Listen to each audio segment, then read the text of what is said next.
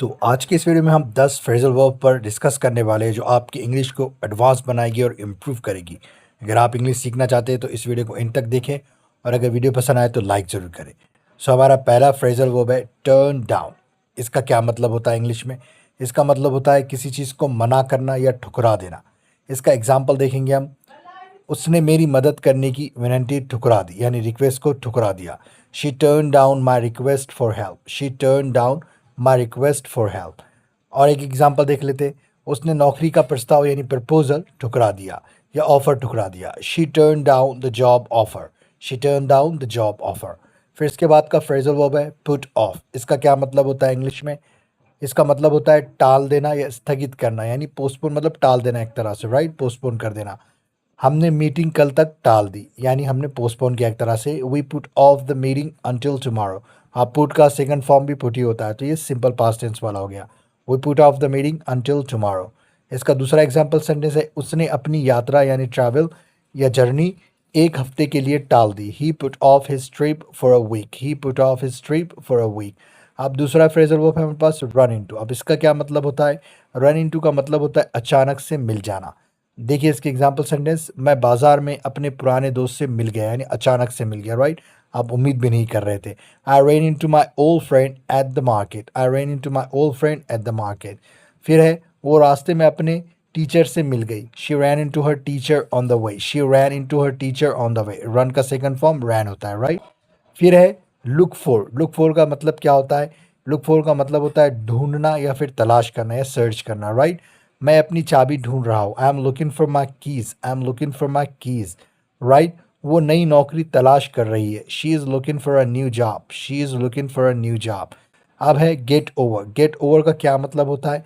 उबर जाना या ओवरकम करना, राइट? ठीक हो जाना, रिकवर करना, इसके माने होते हैं गेट ओवर। वो अपनी बीमारी से उबर गया यानी रिकवर हो गया। He got over his illness, right? Second form get का गॉट होता है। फिर इसके बाद है उसे सदमे से उबरने में समय लगा। She got over the shock slowly. She got over the shock slowly, right? फिर है फाइंड आउट। फाइंड आउट का मतलब क्या होता है? पता लगाना या फिर जानना, राइट? उसका मतलब होता है फाइंड आउट। मुझे सच्चाई का पता चल गया। I found out the truth. I found out the truth, right? उसने रिजल्ट का पता लगा लिया। She found out the result. She found out the result. फिर उसके बाद है सेटअप। सेटअप का क्या मतलब होता है? स्थगित करना, शुरू करना या व्यवस्था करना, राइट? स्थगित स्थापित करना, इस्टेब्लिश करना, राइट? कोई चीज़ को बना रहे, आप शुरू कर रहे। व्यवस्था करना मतलब एक तरह से किसी चीज़ का इंतज़ाम कर रहे, तो हम उसके लिए सेटअप का इस्तेमाल करते हैं, राइट? उन्होंने नया व्यापार शुरू किया। दे सेटअप अ न्यू बिजनेस, यानी एक तरह से न्यू स्टार्ट किया बिजनेस, उस तरीके से बोल सकते हैं। उसने पार्टी की व्यवस्था की। शी सेटअप द पार्टी, यानी एक तरह से मैनेजमेंट वगैरह संभाला, सिस्टमैटिक करा सारी चीज़ों को, राइट? फिर उसके बाद का फ्रेजल वर्ब है कम अक्रॉस। कम अक्रॉस का मतलब क्या होता है? अचानक मिल जाना या सामने आ जाना। जो हमने रन इनटू देखा उसका ही अल्टरनेटिव है, समझ लीजिए।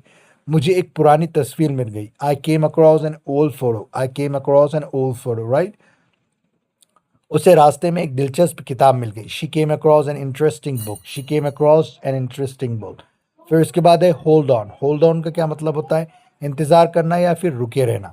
एक मिनट रुको। Hold on for a minute. Hold on for a minute. उसके बाद है कृपया यानी प्लीज़, यानी रिक्वेस्ट कर रहे हैं हम, फ़ोन पर रुके रहे। Hold on the phone. Hold on the phone please, right? फिर उसके बाद है ब्रेक इनटू। ब्रेक इनटू का मतलब क्या होता है? ज़बरदस्ती घुसना या तोड़कर अंदर आ जाना, इंटर करना, उसे हम कहते हैं ब्रेक इनटू। चोर घर में घुस गए। thieves broke into the house। thieves broke into the house, यानी चोर ज़बरदस्ती घुसते हैं हमेशा, राइट? तो उसके उसके सेंस में इस्तेमाल कर सकते हैं। किसी ने दुकान में ज़बरदस्ती प्रवेश किया यानी इंटर किया यानी घुस गए। someone broke into the shop। someone broke into the shop।